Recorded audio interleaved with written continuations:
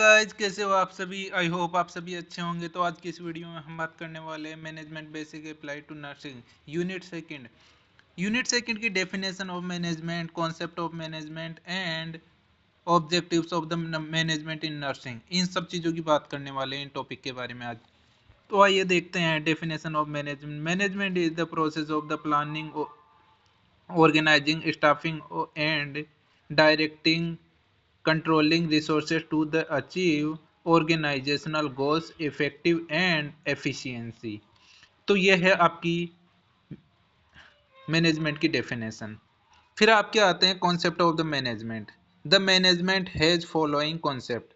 तो मैनेजमेंट के निम्न प्रकार के ये जो भी आपके दे रखे हैं, ये मैनेजमेंट एज अ प्रोसेस, यानी फर्स्ट कॉन्सेप्ट है मैनेजमेंट एज अ प्रोसेस। अभी इसके अंदर क्या क्या आता है? इसके अंदर प्लानिंग आता है, ऑर्गेनाइजिंग आता है, स्टाफिंग आता है और डायरेक्टिंग आता है एंड कंट्रोलिंग आता है। फिर आपका सेकंड है management as a science. Management एक साइंस है।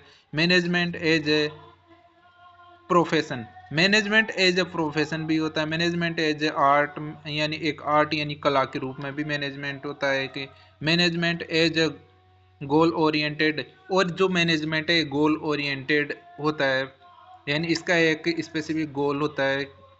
फिर मैनेजमेंट एज ए इफेक्टिवनेस, यानी ये प्रभावशाली होता है management. Management as a efficiency, यानी इसकी एक एफिशिएंसी होती है मैनेजमेंट की।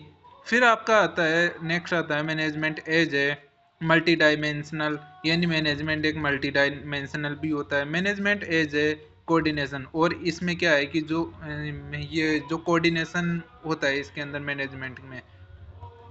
फिर आपका नेक्स्ट है objectives of the management in nursing. तो मैनेजमेंट के ये ऑब्जेक्टिव जो दे रखे हैं आपके, फर्स्ट है आपका इसमें provide quality care to the patient, यानी पेशेंट को क्वालिटी केयर प्रोवाइड करना, ये एक ऑब्जेक्टिव है मैनेजमेंट का। फिर आपका नेक्स्ट है आपका effective utilisation of the man power, यानी मैन पावर का इफेक्टिव यूटिलाइजेशन करना, ये भी एक ऑब्जेक्टिव है मैनेजमेंट का। फिर आपका नेक्स्ट है मेंटेनिंग द डिसिप्लिन। डिसिप्लिन को मेंटेन करना भी एक ऑब्जेक्टिव है आपका इसका मैनेजमेंट का। फिर आपका है अचीविंग द हॉस्पिटल गोल्स, यानी किसी भी हॉस्पिटल के गोल्स को अचीव करना एक ऑब्जेक्टिव है, ये भी मेन ऑब्जेक्टिव है इसका। फिर इंश्योर द पेशेंट सेफ्टी, किसी भी पेशेंट की सेफ्टी को इंश्योर करना, ये भी ऑब्जेक्टिव के अंतर्गत आता है।